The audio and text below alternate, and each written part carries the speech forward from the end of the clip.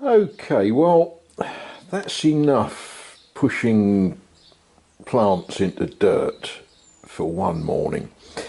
The job that I really need to get sorted is cat proofing the crypt. My father used to have a little saying that he overused. The cat crept into the crypt, did something unspeakable and crept out again. Now, what normally is here is my settee. And this is a peculiar bit of construction that I don't really understand. I don't know what it was intended as. It is underneath the spiral staircase, and there were strange odours coming from it. And something, those of you that don't have cats, or specifically kittens, may not fully understand this. But you buy the bestest, most expensive cat litter in the world, and you buy the most fantastic luxury cat litter tray in the world, and you place it where the cats can discover it. And 99% of cats will look at it and they'll say, "Oh, look at that," and they do catty sort of things in it. Yours no, they make a lot of fuss and they're very happy. But there is always one kitten, generally a little boy,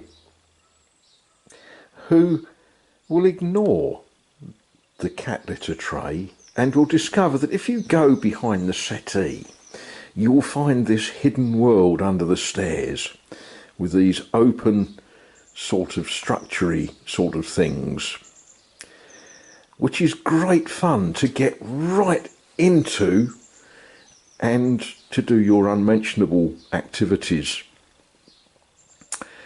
and run away quickly before anyone discovers you. And if someone says, "Was that you?" you look all sweet and innocent and you blame one of your sisters or uncles or something.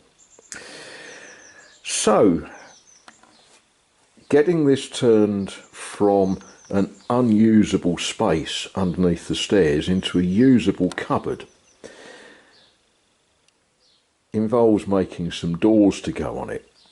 All good stuff. It also involves chucking some bicarbonate of soda and some bleach and, you follow the theory with that. But nothing is simple. If you go into a furniture shop and say, "Have you got cupboard doors that will fit a stone cupboard under a stair?" And if you say it in English, well, you're just going to get strange looks. But if you say it in perfect French, they're going to say, "No." So, I've been making doors. This thing, that's just a piece of cut up pallet because I hadn't really worked out how to do that. And I desperately wanted to stop small furry people, you know what. However, this has given me the understanding of how I'm going to make a bifold door, because we've got this sort of compound curve and it's all quite a complicated shape to make a door for. So that bit of cut up pallet has actually given me the pattern for a piece of door there with another piece hinged to it which will fold back, and then I can do clever things like put the vacuum cleaner in there, or small children who are being irritating, or it becomes a usable space. But this structure at some time in its life obviously did have doors on it long before I arrived, and unfortunately the stonework that the the screws go into has cracked and broken. And I've been sort of thinking about that, you know, what is the solution? Well, the solution is I'm going to have to grind a piece of stone out there, get it all nice and plumb and flush, and then I'm going to need to cut a piece of timber, wood, and put a wooden fillet in so that I can then screw hinges. Now I've got a complete set of left hand and right hand hinges for this bottom part of the job, and get a door on there.